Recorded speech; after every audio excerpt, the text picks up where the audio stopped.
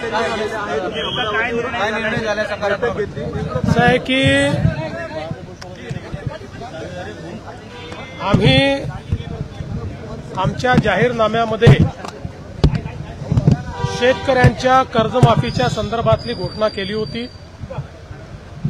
त्या संदर्भात आम्ही मागच्या काळामध्ये एक समिती तयार करून कर्जमाफी कशी करायची, दीर्घकालीन उपाययोजना काय करायच्या, अशा सगळ्या गोष्टींचा निर्णय केला होता।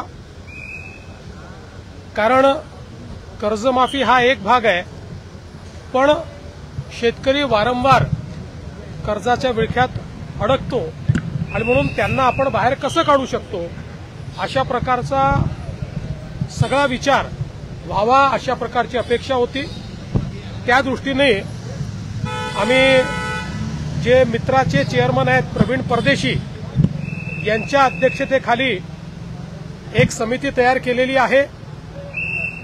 ही समिती कर्जमाफीच्या संदर्भात कशा पद्धतीने ती करता येईल, त्याचे निकष काय असतील, भविष्यात शेतकऱ्यांना आपल्याला कर्जाच्या विळख्यातनं बाहेर कसं ठेवता येईल किंवा थकीत कर्जात तो जाणार नाही याकरता काय उपाययोजना करता येतील, या सगळ्या बाबींवर निर्णय करेल।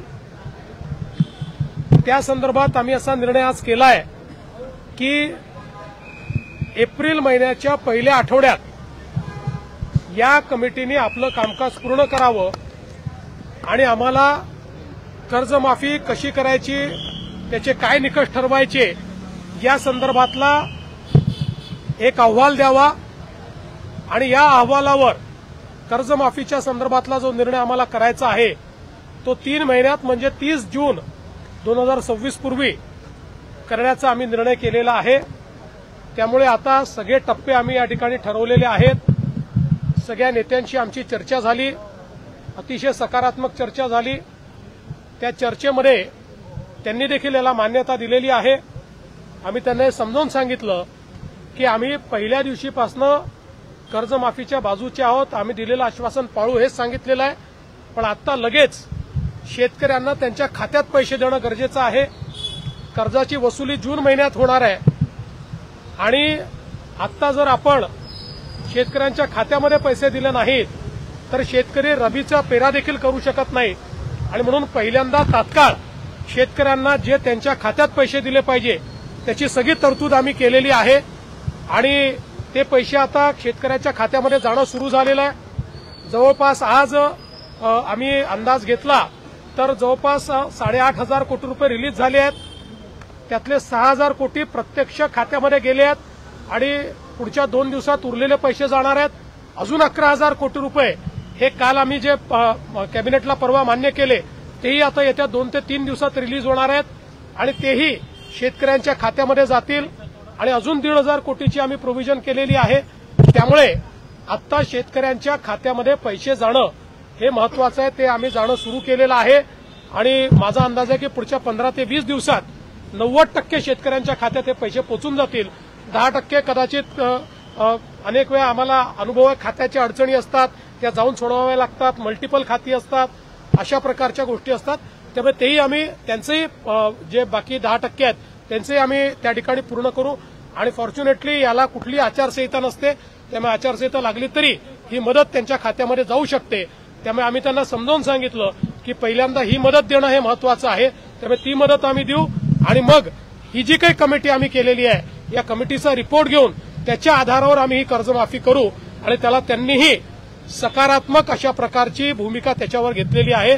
त्यामुळे आता या संदर्भातले टप्पे आम्ही ठरवलेले आहेत। कृषी उत्पादकांना योग्य हमीभाव मिळावा याची मागणी कृषी उत्पादकांना योग्य हमीभाव मिळावा।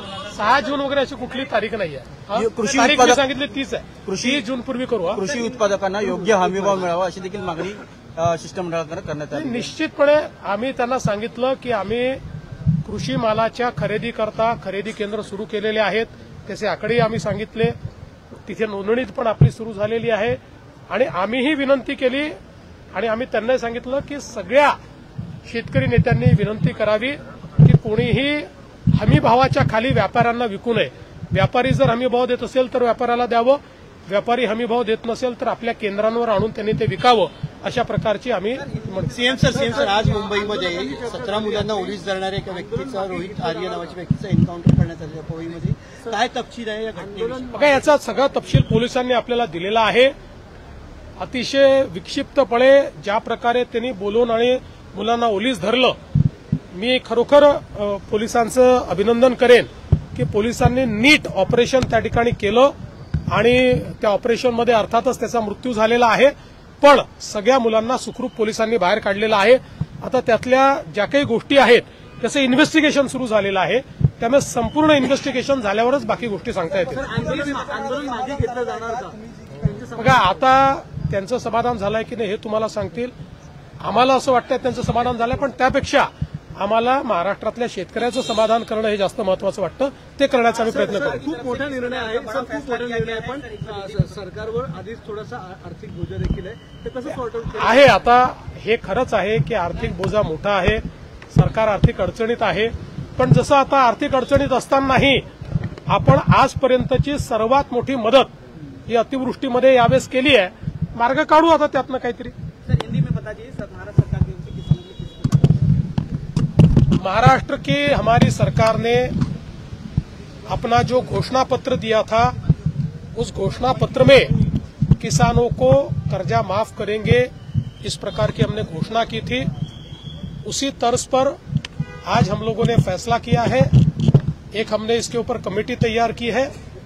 ये कमेटी किस प्रकार से कर्जा माफ करना है, उसके नियम निकष क्या होंगे, इसके ऊपर अभ्यास करके अप्रैल के फर्स्ट वीक में हमको एक अपना रिपोर्ट देगी और उसके बाद 3 महीने में यानी 30 जून से पहले हम लोग उस रिपोर्ट के आधार पर ये जो हमारे किसान हैं इन किसानों को कर्जा माफ करेंगे. पवई में सर जिस तरीके से इनकाउंटर किया गया है, उस पूरे मामले को किस तरीके से जांच होगी? देखिए, पवई का जो मामला है उसमें एक बहुत ही अलग तरीके का ये सारा मामला सामने आया हुआ है और जिस प्रकार से 17 बच्चों को उन्होंने अगवा करके या उनको अलग कारण से बुला के और फिर उनको कैप्टिव रखकर जिस प्रकार से धमकी देने का काम किया और उनकी जान को खतरे में डालने का काम किया, मुंबई की पुलिस ने बहुत अच्छा कार्य करके और एक बहुत सटीक ऑपरेशन किया और जो आरोपी है उसकी उस ऑपरेशन में मृत्यु हुई है और 17 बच्चों को बिल्कुल कोई खरोच भी न आते हुए उनको बाहर निकाला है. अभी इसकी जो बाकी तफसील है उसको बाद में आपको बताया जाएगा. Thank you.